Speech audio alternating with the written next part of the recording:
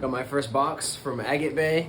Big shout out to Joshua, coming in from Dresden, Germany. Gonna open this thing up and let's see what we got.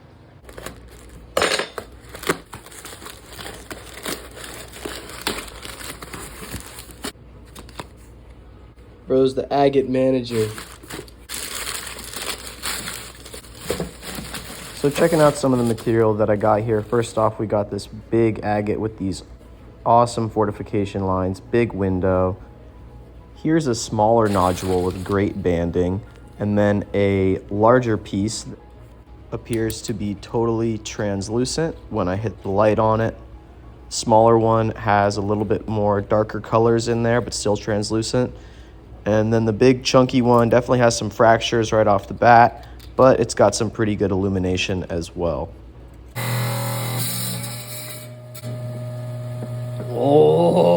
Oh, yes.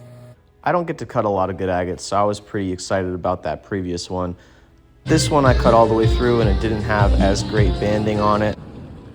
So I want to make sure when I cut this larger nodule that I cut to the left of the void there, hoping to open up the whole face of the stone, cutting across the largest part so I can get the biggest face I can. This is my buddy Steve. He was cutting some lapis and chevron amethyst spheres. So I actually kicked him off the saw and I lined my agate up just so that it would be past the void. Closed it, came back, and I got a really nice cut on this agate. It has awesome fortification lines. I was really excited about it.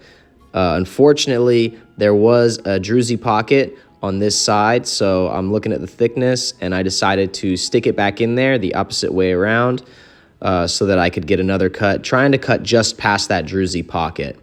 So it worked out in my favor. I definitely was pretty excited about this final cut, and fortunately there was that fracture through the center of it, but it is what it is. Still a great agate. This was the final piece, and then I had the 3 chopped up slabs ready to go. The first cut was it has the biggest void. The middle cut is probably the best cut. It's got one side with an awesome druzy pocket and then one flat side with a little bit of a floater in there. This end cut also has a tiny floater in the middle with the different colors. One big fracture across the whole piece, but overall I'm really excited with how this cut came out, and now it's time to move on to the polish. So I did some preliminary grinding on my flat lap just to remove some of the saw marks from the larger slab saw. Did it on every side. I even trimmed out a couple cabs from that smaller piece. Hit it with a quick polish on my 8-inch wheels. Admiring these by the window, I was really excited about the polish. I don't do a lot of face polishing, so I was pretty excited about how these came out. This wasn't totally finished, but they were pretty close. I'm looking at this one with the druzy pocket, and this was my favorite piece for sure. It polished up really good. It has the cool crystals in the center. Great banding, vibrant parallax. This was just my favorite piece. And look at this little dendrite, yellow and black dendrites. I took it back to the shop and I hit it with some cerium for a final polish. Then I was looking out the window and I remembered that I actually have a gun to remove all the dirt on the inside of the druzy pocket. So I took the textile gun and I shot it up, I cleaned it out, and this was the final product. Fully polished, druzy pocket shining, really happy with the results. Yellow and black dendrite on the bottom of this is really cool. Got the cloud structure, classic for the Botswali agate. Got some really amazing fortification lines. Just one fracture through the whole piece. It is what it is. You don't always get a perfect stone, but at the end of the day, this was a really beautiful agate, and I'm really thankful for Josh, who sent these my way for absolutely free. Big shout out to him. Check out his new website, www.agatebayllc.com. Get some of these agates for yourself. You can buy rough material. You can buy specimens.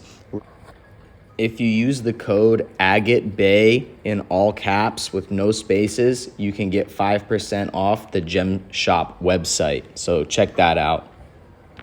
I do want to mention that this quality of agate is not representative of the average agates coming out of the Botswani mine. These are truly premium and exceptional examples that Joshua handpicked and sent to me specifically for cutting and polishing, just to show you guys how good this material can be. I was able to get some fracture-free calves, as you can see here. They look absolutely phenomenal. So thank you so much to Joshua again for sending these my way. I look forward to working with some more agates from Agate Bay. Appreciate it.